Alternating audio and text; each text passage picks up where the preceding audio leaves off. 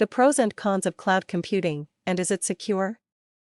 Remember, our simplified definition of cloud computing consists of shared computing resources that are virtualized and accessed as a service through an APL. The pros: 1. Costs/capital expenditures. If cloud computing is right for your company, then major cost savings can be seen in buying and maintaining the needed infrastructure, support equipment, and communication costs.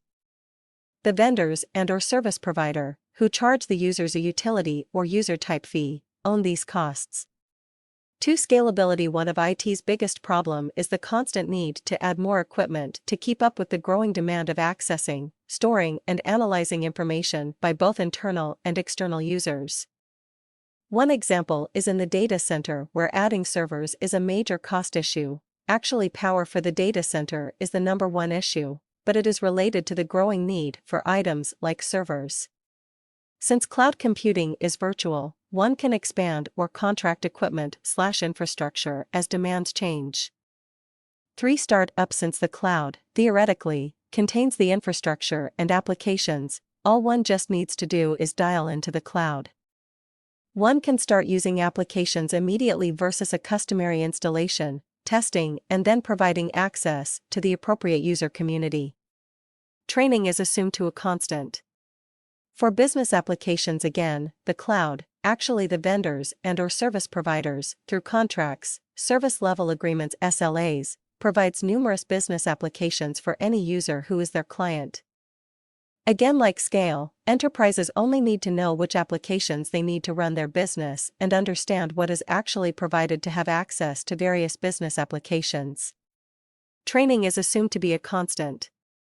5. Flexibility. Since cloud computing is a virtual offering, a user has the flexibility to choose, on a regular basis, the applications, amount of bandwidth, or the number of users by basically modifying his user contract and increasing or decreasing costs at a known rate or factor. The cons: 1. SLA agreements. This is the tricky and most important one. SLAs can be very involved, and it really leaves the onus on the user to understand and define all requirements in specific detail, and more importantly, understand what one is getting in the terms of support, performance, security, etc. A good example is quality of service. One should understand what is offered and what the recourses are if the specified quality is not maintained. 2. Performance guarantees are usually part of the SLA document, but I have singled this one out because it is critical to maintain the performance, uptime, one needs both for internal and external users. Understand if the performance guarantee is defined as an average or just during peak times versus a uniform performance. If performance is compromised, it can impact many things, including revenue and your company's goodwill. 3. Vendors. Not all vendors are created equally. Many vendors are claiming to provide cloud computing, but in reality, they are just providing a specific service, or a specific application, or worst, they are a middleman and provide no value add at all. As I stated in my previous posting, one needs to understand the difference between cloud computing and hosted services or managed services or seemingly some form of virtualization. My best advice is to definitely get with reference customers and see if they model what you would like from the cloud. For security, we all know that the internet has some security issues, and since the cloud utilizes the internet coupled with applications infrastructure and support, users should be aware of the potential for new threats and increased risk exposure. It is important to include your firm's risk tolerance in any decision to move to cloud computing, as not all the security issues are understood, and new ones will arise. 5. IT staffing. If one does utilize the cloud, then make sure one understands the vendor staffing that is available to support your needs and hundreds of others using their cloud. A number of vendors outsource staffing, and some of the personnel may not be as good as your own internal organization. Ask the potential service provider if they have trained personnel to support the applications you request. As I have always stated, know your strategy for your IT organization and your lines of business, and weigh whether the pros outweigh the cons for going with cloud computing. Note that there are a number of advantages and disadvantages, Do not be swayed by looking at cloud computing from only a cost-saving point of view. In all probability, the answer will be something in the middle, i.e. some hybrid form of cloud computing. As for security and cloud computing in Forrester's article titled A Close Look at Cloud Computing Security by Chenxi Wang, Ph.D. Wang states, while cloud computing is able to deliver many benefits, organizations should not jump on the cloud wagon without a compelling business driver and a clear understanding of the security, privacy, compliance, and legal consequences.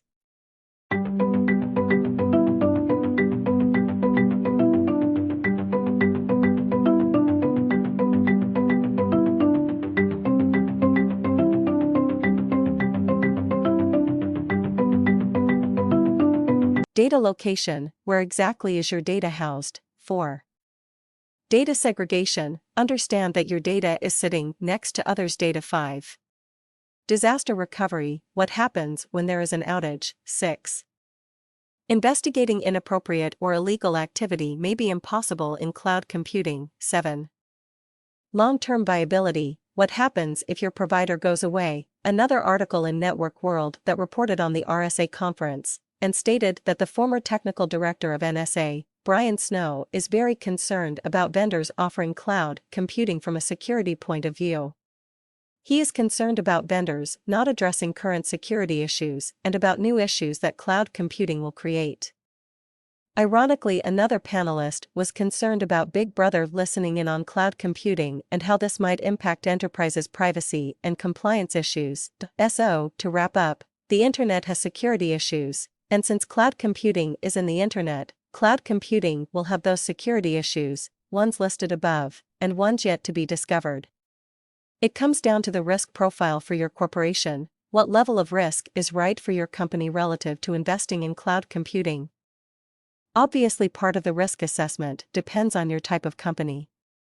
If you are a financial advisor or in stock management where your intellectual property is basically the company, then cloud computing as we currently know it is not right for you at any cost savings.